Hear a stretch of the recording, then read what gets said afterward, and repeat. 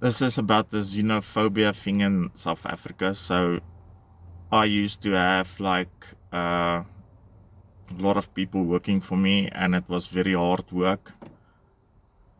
And I was forced, due to like the laws and stuff, you couldn't use foreigners, you had to use South Africans.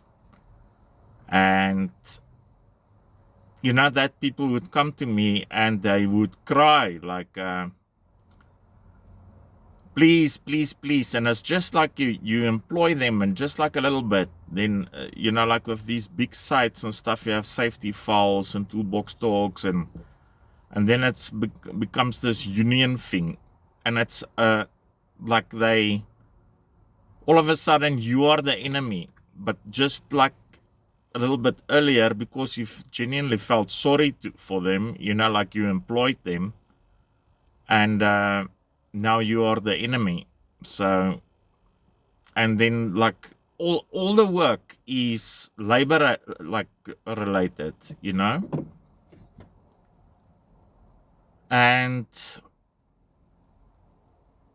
can you blame people? Then they employ foreigners that wants to work, and they also like basically say they don't want undocumented. So I don't know what the document like exactly. Like you need a lot of stuff. You need like stuff like fingerprints and DNA, stuff like that. If they're not criminals, then you will never need it. But the fact that they're taking jobs is because they want to work, and